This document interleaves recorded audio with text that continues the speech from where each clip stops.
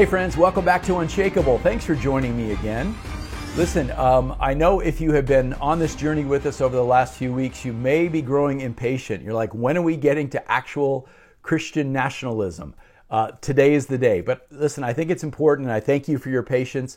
I think it's important that we sort of built that foundation on post-millennialism and the eschatology of the CN movement as a sort of a launching pad for what we'll talk about today and over the next few weeks. So thanks again for hanging with me. Today we want to talk about the source of the Christian nationalist movement. Where did it come from? Why has it suddenly become a thing? Why is it so important that as a pastor, I feel like I need to come on to YouTube and talk to my church family and say, hey, you should know about this. And it's because I see some warning signs. And so I want to make sure that you guys understand what's happening.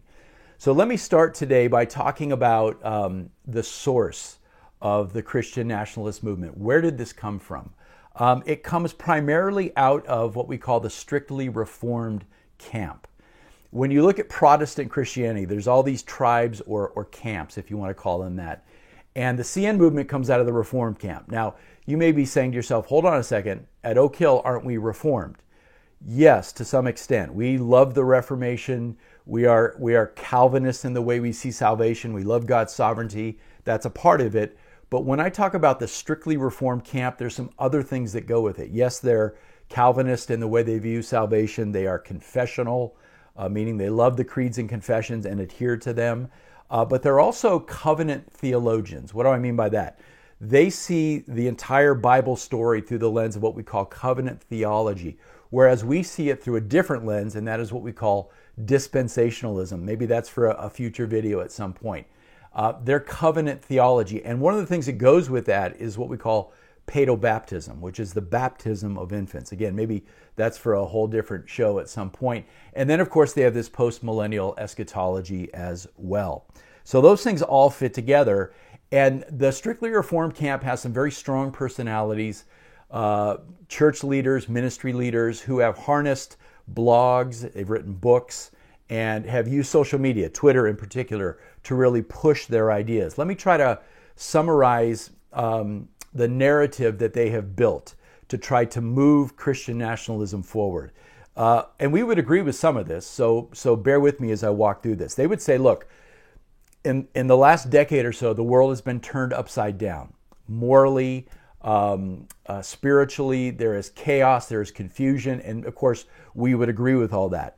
What they would say is that the church bears a great deal of the responsibility for that the church has been too passive, too self-absorbed to really notice what's going on out there. They would look in particular at the evangelical church and say, look, while you guys were worshiping in your big, beautiful buildings, navel-gazing and only focused on yourself, the world has gone to hell in a handbasket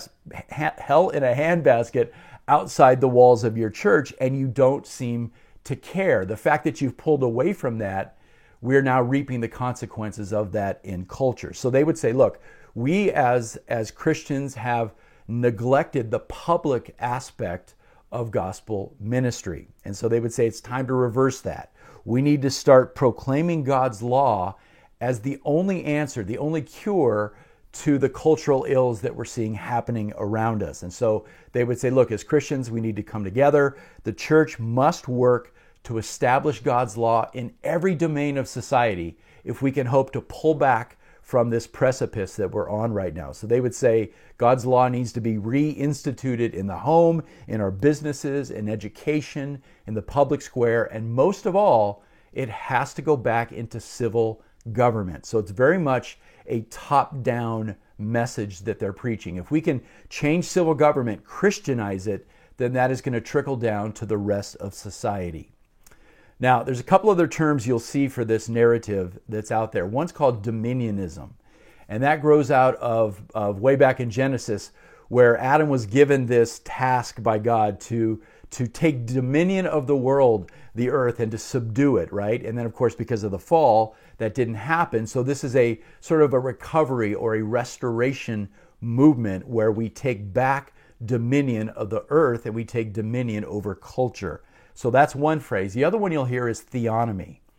So theonomists is one of the terms they'll use for themselves. And that's just two Greek words put together for God and for law. And it refers to this idea that we need to put God's law back into society and let that be the governing factor of society under the lordship of Christ. So here's something we should recognize. You can understand why this movement is becoming popular in the time that we live in today.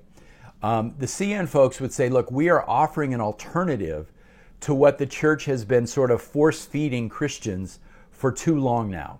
And that is this sort of soft pietism, they would call it, where all we do is focus on ourselves. We navel gaze, right? We look down and go, this is all about me and my walk with Jesus and worshiping the Lord in my heart.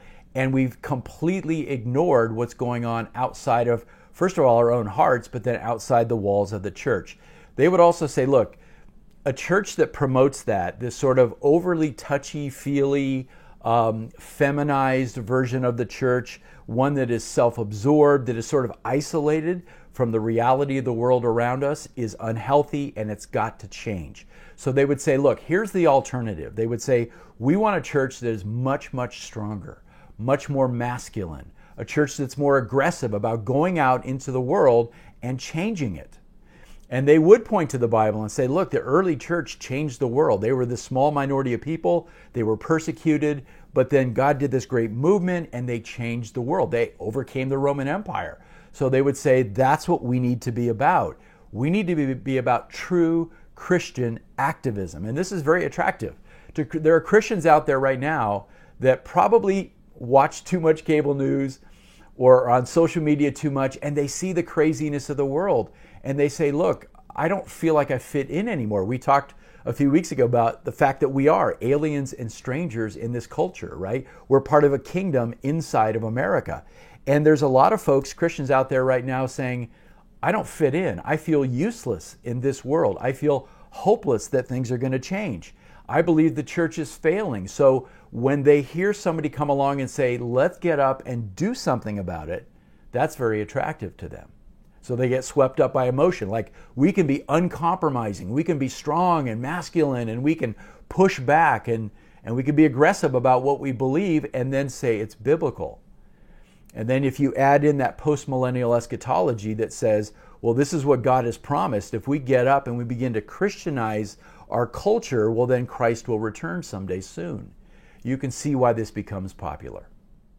So before I get critical of the narrative that I just described from the CN folks, let me be charitable and just say, listen, there's some things that the Christian nationalist movement brings to the table that we should look at. There's a kernel of truth to some of the things that they say about the church today, and that means we can have a good, worthy, healthy dialogue about it. So for example, yes, it's probably true that the church is neglecting the public aspect of gospel ministry today. We can talk about that. Yes, it's true that many of our churches have become too soft and too compromising, right? And too self-absorbed. We're not looking outside the walls of the church enough. So we can thank the CN folks for bringing that to the table. We can have that discussion. Now, what do we do with it? We should make minor adjustments in our perspective. If we see that, somebody points that out, we say, yeah, that's true. We should make some minor adjustments. But as you and I both know, in the church, we tend to not like minor adjustments. We like to burn it all down and rebuild it, right? Or as we say, we like to swing the pendulum from one side to the other. And when we do that, we usually end up in an unhealthy place. And so, listen, that's my concern. The reason I wanted to do this series is because I want to warn folks in my church not to get swept up into this CN movement without knowing what's going on. And I see some real warning signs in terms of the heart motivation behind it.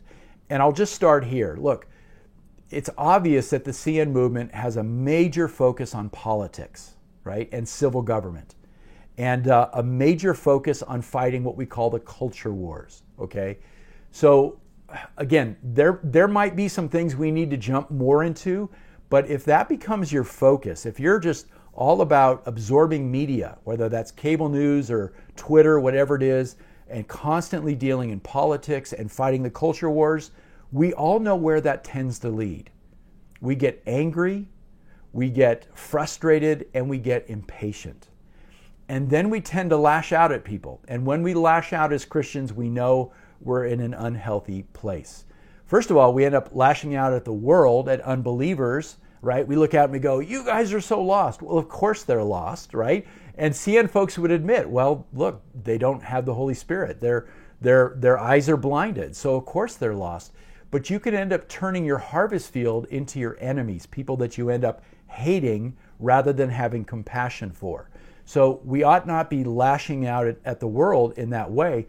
But second of all, a lot of CN folks will lash out at fellow believers. And this becomes very divisive and destructive within the church. They especially will critique folks like me who are premillennial, right? Who see the world getting darker, not better.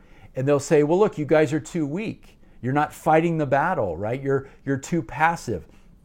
Amazing story. Just a couple months ago, some prominent CN guys clipped a sermon from Dr. MacArthur, just like a 30-second clip where he was talking about the premillennial view that things are going to get worse, and in the end, martyrdom and persecution and all that.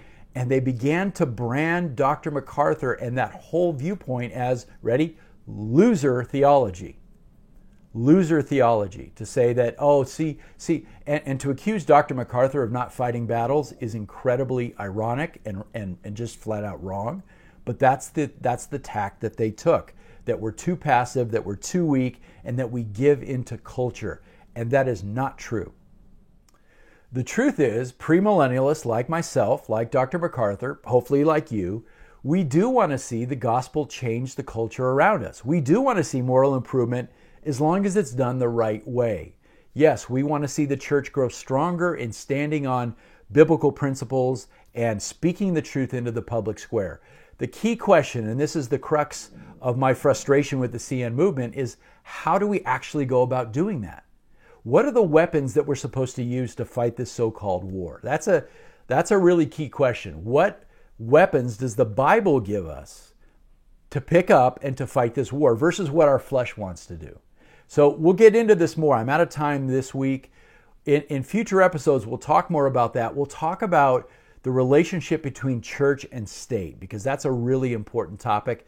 And yes, we'll get into some really practical ways that Christians can influence the world around us. Let me just leave you with this last thought, this last question. You can ponder it over the next week, and then we'll pick up on this next time.